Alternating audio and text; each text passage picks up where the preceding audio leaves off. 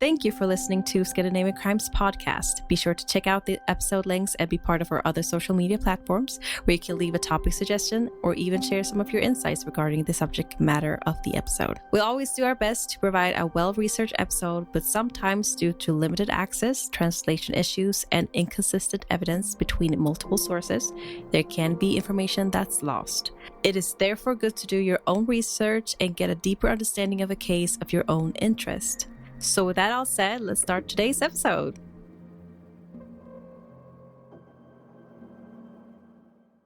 Welcome to Scandinavian Crimes. My name is Devante, and say hello to my lovely co-host, Delila. Hi. And on this podcast, we talk about famous Scandinavian criminals who made their mark throughout Scandinavian history. So this case took place in 2013, where Ida Fässberg disappeared and was murdered, which led to a challenging investigation. Now, the investigation had limited evidence, and the police worked tirelessly, relying on forensic analysis and surveillance footage. In the end, their efforts did pay off, and they were able to identify the murderer. So I don't want to spoil anything in terms of the story. Usually we give a little bit slightly more detailed summary, but you already know what we're going to do for this podcast. Anyways, grab your tea, grab your snacks. If you're on your way to work, just tuck yourself into a nice little corner and prepare yourself as we cover the story of Ida Fässberg.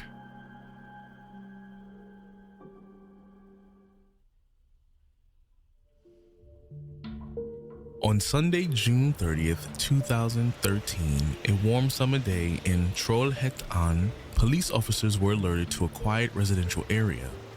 Upon arrival, they noticed blood on the stairwell floor and began following the trail. It led them to the second floor where bloodstains marked the elevator door and an apartment entrance. Peering through the mail slot, they saw more blood inside. After calling out "police" and receiving no response, they cautiously entered the unlocked apartment. The scene was eerily silent. In the kitchen, they found a large pool of blood on the floor with a backward-facing stroller at its center. The stroller's canopy made it hard to see inside, prompting one of the officers to cautiously approach the stroller. Lowering the canopy, they braced for the possibility of finding a lifeless child, but they were relieved to discover it was empty. A moment of relief in an otherwise grim scene. Continuing their search, they entered the bedroom and found a young child sitting silently in a crib, wide-eyed with fear. The officers reassured the child, but left him in the crib as they checked the rest of the apartment. Despite the unsettling scene, the apartment was completely empty, except for the frightened child and the TV playing in the background. The officer rushed to the child's room, worried about how long the little child had been left alone in the apartment. In the crib, the child stood silently, arms outstretched. When the officer picked him up, the child clung tightly to their grip, desperate and unwavering. Noticing the child was dressed only in an overflowing diaper, the officer found clean supplies in the apartment and changed them. The child remained silent, showing only a need for comfort and security. Even as paramedics arrived, the child refused to let go of the officer. The officer stayed and took care of the child while investigators began examining the scene. The bloodied apartment and abandoned child raised alarming questions, especially about the mother's whereabouts. The blood found in the apartment raised concerns about her safety, making time crucial to find her alive. Police soon identified the missing mother as 23-year-old Ida Fässberg, a single mother of two. Friends describe Ida as a kind, loving woman, though some acknowledge her history of troubled relationships. Forensic investigators found not only the large pool of blood, but drag marks and faint blood spatter suggesting a violent struggle and a body being moved. Other evidence indicated a sudden chaotic departure.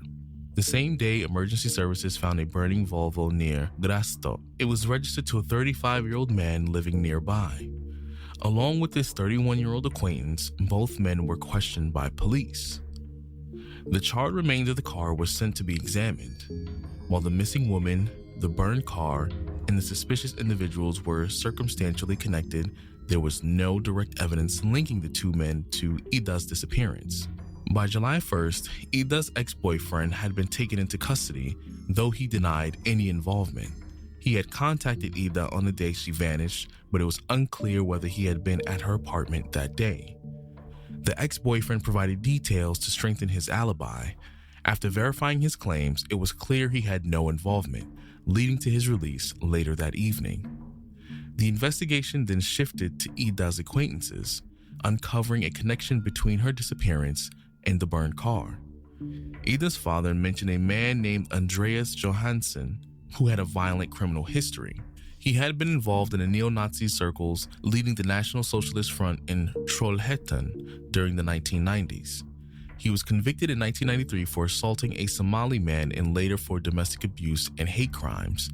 Expelled from high school, he was taken into care by social services. By 1999, Andreas was one of Sweden's leading neo-Nazis known for threatening democracy. He had been issued multiple restraining orders and faced charges of violence and threats towards past partners. The police began searching for Andreas, Ida's new boyfriend, who had spoken to her father the night she disappeared. The 35-year-old car owner and his 31-year-old friend revealed that they had connections to Andreas, but their conflicting stories raised suspicions.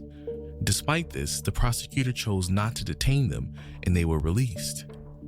The investigation then focused on Andreas, and soon, an attorney claiming to represent him contacted the police. The attorney informed investigators that Andreas was willing to meet with the police. When Andreas arrived for questioning, he explained that he and Ida had a good evening until she received a call from her ex, who was angry about her being with Andreas.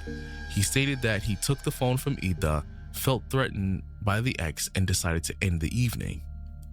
After his initial interview, Andreas was detained due to inconsistencies in the story, with investigators needing more time to verify his account. Police suspected Andreas of harming and killing Ida and involved the other two men to dispose of the body. Despite the investigators' confidence, the prosecutor deemed the evidence insufficient to charge him with kidnapping, leading to his release and a delay in the investigation. The police remained confident in their hypothesis and leads, convinced they were on the right track. While Ida's whereabouts remained uncertain, both authorities and her family struggled to determine whether the case was one of murder or abduction. The investigation continued with relentless effort. The likelihood of her being alive grew slimmer with every passing hour. Each lead was pursued with volunteer organizations like Missing People. The community became heavily involved, offering tips through computers and late-night efforts, generating 50 to 75 tips daily. Meanwhile, a parallel investigation took place on the Flashback forum where unexpected assistance came from its users. Several threads on Flashback offered valuable insights, and one regular contributor was Raymer, a local from Trollhättan, who actively tried to find Ida. Raymer searched several areas without success. However, during one of his walks in the woods, he discovered a campsite that caught his attention. He found it unusual because it wasn't a typical fire site. Normally, when a fire is built in nature, there are burnt twigs and remnants, but here, the area appeared cleaned up. It seemed that someone had removed the items that they burned. Raymer noticed pieces of poorly burned fabric scattered around, suggesting someone had tried to destroy something but took the main items with them. Raymer, who knew a lot of details about the case, contacted the police about the unusual campsite on July 28th, which ended up being about 1 kilometer away from the residence of the 35-year-old car owner. Initially reporting anonymously without seeing any progress of the case, Raymer later posted the coordinates and details on Flashback. He posted the partially burned fabric pieces on Flashback, hoping someone would recognize it. Shortly after Raymer's post, users identified the clothing brand and one found footage of someone wearing the same brand. The police took notice of the Flashback forum discussions and reached out to Raymer. He revealed his identity and led them to the campsite where they found buttons and a shoe sole, though too damaged for DNA testing. Later surveillance footage showed Andreas wearing similar clothing, linking him to the site and turning it into a crucial lead in the investigation. Andreas became a main suspect in Ida's disappearance and an arrest warrant was issued. However, it was later discovered that he had fled the country. Weeks went by, and while the police suspected Ida might be dead, they couldn't rule out the possibility that she was still alive. Without a body, no charges could be made, leaving her family in agony over the uncertainty. Eventually, the police learned that Andreas contacted the Swedish embassy in Warsaw. He was arrested by Polish authorities and extradited to Sweden on August 2nd, 2013. As the investigation progressed, the 31-year-old and the 35-year-old men were questioned again. Then on August 8th, 2013, 5 weeks after Ida's disappearance, a person discovered Ida's body in a forest near their home. The body was severely damaged, but some parts remained intact, allowing for identification through tattoos. It was now certain that a murder had occurred, making it possible to press charges which would have been impossible otherwise. With Ida's body found, the police and prosecutor had enough evidence to move forward with charges against the 3 suspects. Andreas initially denied any involvement, but DNA evidence from a beer can at Ida's home and shoe prints at the discovery site connected him to the locations. Throughout the 6-month investigation, Andreas' story changed repeatedly, but further evidence, including his mobile phone usage on the night of June 30th, undermined his claims.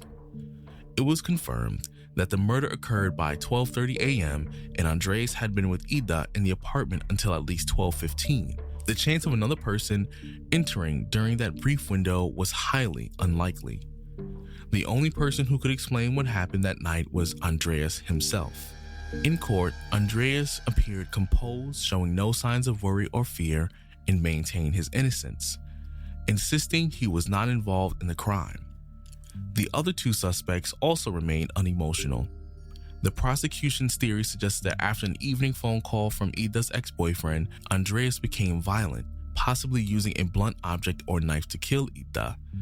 He then allegedly contacted the other 2 men, and together they disposed of her body in the forest where it was eventually found. The case proved challenging for the prosecution, who had to present the evidence clearly to ensure the court understood the chain of events. While the outcome initially seemed certain, the defense's argument created uncertainty. Despite this, the prosecution's case was convincing and the court had reached a conclusion. Andreas was convicted of Ida's murder and sentenced to 16 years in prison despite his continued denial. The 2 men aged 31 and 35 were convicted of aiding a criminal. Andreas appealed the district court's verdict to the Court of Appeals, which upheld the ruling. He also appealed to the Supreme Court, but permission was denied. In late March 2024, Andreas was released from prison. While in Salberga prison, he wrote his debut book where he recounts his life and confesses to the murder of Ida. So you try to get a bag off of a murder? I mean, most murderers do that. They always make a documentary, participate in documentary interviews, create books, and stuff like that. So, yeah. He made a book like, I did it. He actually made multiple books. That's why I didn't want to really promote and say the names of the book. But I think it's important to mention that he did confess that he murdered, because up until that point, he was denying everything, including the other 2 people. Copy. But I just want to say, I don't know if anybody knows Flashback Forum, but it's like a forum that's very popular in Sweden that a lot of people put not only cases, but it's like discussion of everything. And there's no filter. People can discuss a lot of different things there.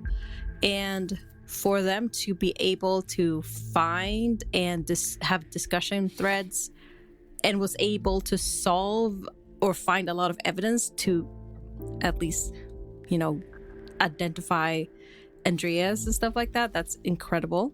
They did a really good job. And Raymer, who that's not his real name, that was the name, kind of like the name he uses for his forum, his username. So he was like so involved in the case because he was a local and he wanted to help out, that he was like searching so much, and with the help of the other people who were also interested in the case, they were actually able to find a lot of really crucial evidence. And I think that's remarkable. I think that's really amazing, actually. I never thought about, people solving cases or stuff like that on Flashback Forum. I mean, also, I think stuff like that requires, I guess, people having faith in their police force. So I know I'm speaking very negatively about where I'm from, but I know, for example, like that would never really happen over here. Like, because even though there has been plenty of accounts of people solving cases in the States, most people would not typically help the police unless they have a personal stake in the situation. Mostly because, one, we don't trust like a lot of the police forces, because I'm pretty sure everyone around the world has seen like cases of very corrupt systems over here. So that means, like, at least it seems like people were very trusting of the police force, and it seems like the force as well was very reliant on the public. And I guess there was some level of camaraderie between the public and the police, which I think is good when people trust you in your judgment. So I think that's a good thing. Yeah. I also noticed something that, like, even though they did receive more evidence, it was still very, like, loose in a way. They didn't really have, like, a secure, like, DNA, like, result that this is actually, like, he is the culprit.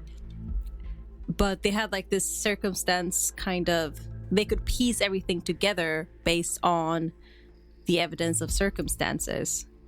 Like, they could be like piece everything together.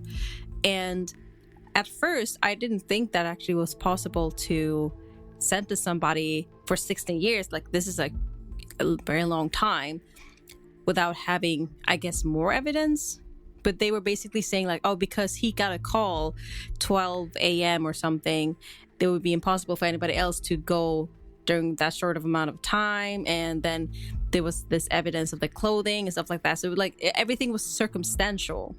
And I just feel like I noticed, at least, that when it comes to murder, there's always this, like, you have to have a lot of hard proof evidence to be sentenced. So I just wondered, like, what do you think about, like, do you feel like this was enough evidence to sentence him for 16 years? Or do you feel like, because everything logically makes sense, it couldn't be anybody else? I mean, in reality, I would have preferred, more. But also, I think the main issue, at least in his case, was I have a sneaking suspicion that he knew that at some point they was going to come and try and talk to him. So even in the story, he already had a lawyer before he even showed up to the first initial interrogation, which means off rip, if you knew someone was going to contact you, you were involved. Because, like I said, I always recommend, if you're getting interrogated or whatever the case may be, you show up to a police station and they're trying to ask you questions, have your representation. But that's only if you find out after the fact. But the thing is, he was already prepared when they which is sus in itself. His lawyer reached out to the police like, oh, I'll speak to you only if so he basically told them you were guilty by essentially having a lawyer reach out, even though they themselves didn't contact you directly yet. So that was already a huge red flag. And because of that, because he was at least smart enough to get a lawyer, even though that kind of did make him look more guilty, in reality, because they couldn't arrest him or hold him long enough, now he was able to he was able to get rid of evidence. So basically, he probably burned clothes that had her blood on it, because based on the crime scene, there was a lot of blood. There was a huge pool of blood. There was like a whole trail of blood, like dragging and moving of the body. So I'm pretty sure each of them had clothes that tied them to her. That would have had her DNA on it. But then now it's burned. And then after that, he disappears from the country. So it's like, it's circumstantial, but in reality, that's shady it's too. Really bad circumstantial. Like, it's strong circumstantial. Like, why would he leave the country? Yeah. Because, like, I was thinking about the whole, like, when we talk about, the whole circumstantial and, like, him going back and forth, and that they couldn't really detain him because they didn't have enough proof. I saw a documentary about this case where they actually were talking about the police or the experts or the people involved, how they were complaining about them not having enough evidence to keep them, and because of that, it led to them to get released, and then they could talk to each other and create a story, and then they can come back and be detained again when they have more evidence. So they never had the time to verify their accounts, but they noticed that the 31-year-old, the 35-year-old car owner, and Andreas had different stories, and they weren't consistent. And this could have been avoided if they had the time to detain them for some time and verify everything. And but I also agree that, you know, you can't really detain somebody if you don't have enough evidence, because obviously that's not right either. Yeah. But like, it's such a huge contrast compared to, like, you know, the last case we had where they detained him for like 6 months, or what was it, like 2 or 3 months or something. Yeah, and he didn't even do anything. He wasn't even involved. Yeah. And then they held him anyway. And then we have this where, like, no, not enough evidence. And then they just kind of like got released, and then they could talk to each other and create a story. Yeah. And that's kind of sucks. I thought it was like I didn't, you know, think about it. It was like, yeah, that's right. Actually, that's, you know, that could ruin the investigation and even prohibit them to, it takes longer and more resources and stuff, you know?